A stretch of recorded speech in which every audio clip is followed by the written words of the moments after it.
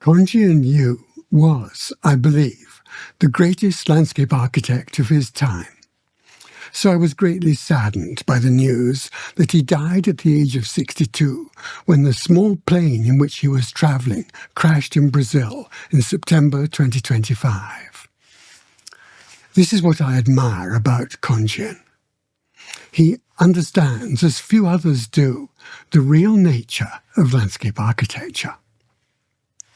He takes water as his starting point and appreciates that the other four compositional elements of landscape design are landform, vegetation, buildings, and paving.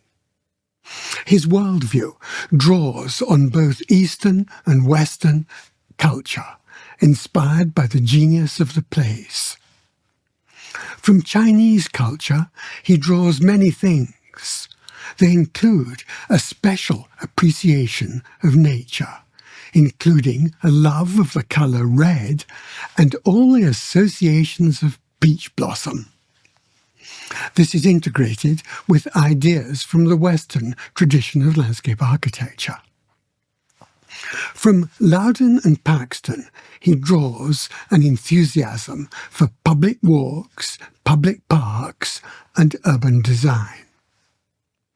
From Loudon and Olmsted, he draws the term landscape architecture.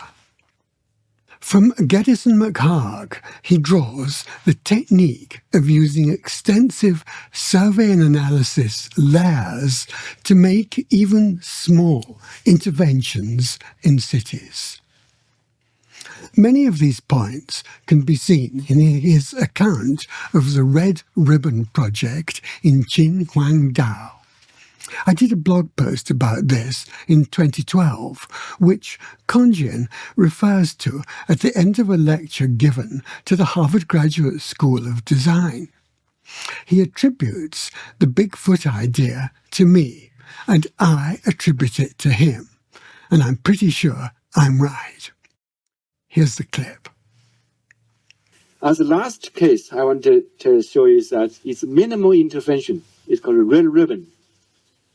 How can we like this kind of vernacular, old vernacular landscape that been created 2,000 years ago with simple technologies, minimal intervention, allow natural process, at the same time allow people to use it. So this is a case in Qinhuangdao in North China. Again, it's a river. And this part been channelized, as you can see, also conventional way of channelization. And this piece, the mayor want to make a difference.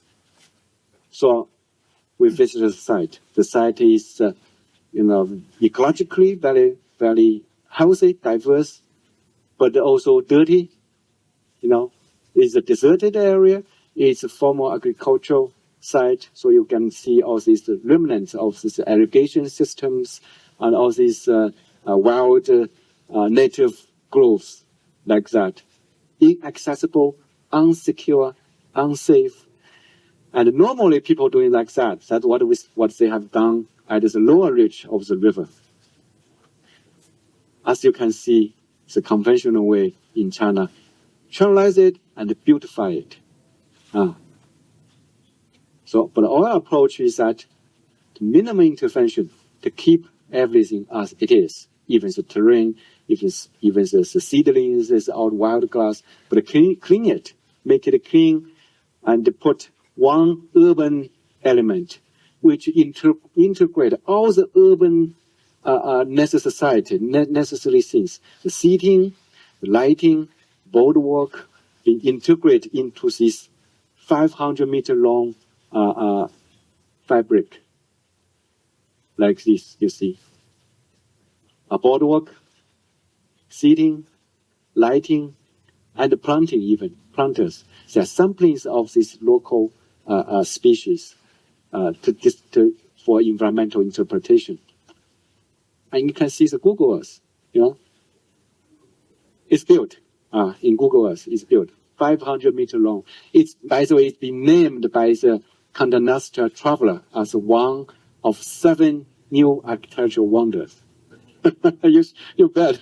I don't know how they pick it, This, but that's built. It take only half a year to build these things. The whole park is 30 hectares, and being built in just 6 months. And in the winter time, you see the seedlings, existing seedlings from the previous nursery. We keep it. We keep everything here, but people suddenly feel urbanized. These are local farmers, the local village people at the fringe of urban areas. They come here to enjoy, come here to play music here. You see, there's this wolf-tailed grass, valley hardy. You don't need it to do anything about them. It just grow here. It's winding across. It's a former garbage dump here.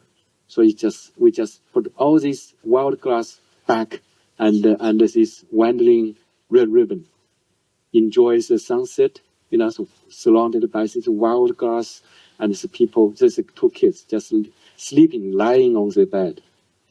And the whole family, if the whole village come here, people, 3 ladies, old ladies, they've been here for the whole day. The morning I took picture at 8 o'clock. And at 4 o'clock, they're still here. They're still here. And so people, and also, and different sections of the ribbon, you are totally have different experience. So for the old people, for the young people, for the children, it's a totally different experience. This one across this forest, this very romantic place, but wild native grass, messy native grass, native seedlings of popular trees, wild flowers, you can sorry, just, this is a formal garbage dump, by the way. These cloud pavilions, this wild grass.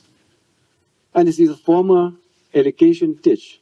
You see, it just covered with this fiberglass material and planted with wild grass. Planted, the ditch was called, and former a dirty road, just paved it, and now suddenly become crowded with all these people. In winter times, wandering across this forest in the snow, and in the night, it's been lit up. In the night, you can people how busy they are walking along this bench. So to conclude, the landscape, architecture, and the urban design is now at the verge of change. It's time for this profession, not in China, not only in China, along the world, all across the world, for this profession to take the great opportunity to position themselves to play the key role in rebuilding a new land of peach blossoms for a new society.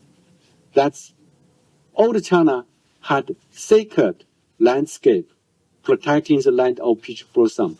New China, we need an ecological infrastructure to safeguard the urbanized society. So that's older vernacular based on this agricultural art of survival. So we have new art of survival. We need to create an ecological infrastructure. So landscape urbanism, I will use the word, across the nation, not just in the city. And the second is old China had elegant concubines with bound feet, strolling in long corridors, But new China have fleet of foot girls bustling with energies as they race through the urban landscape. Now I quote from Tom Turner, a blog article here. He wrote an article about this project. So that's I end my talk. Thank you. Thank you. Oh, thank you. Question? Yeah, I like to talk. We have some time if there are questions from the floor.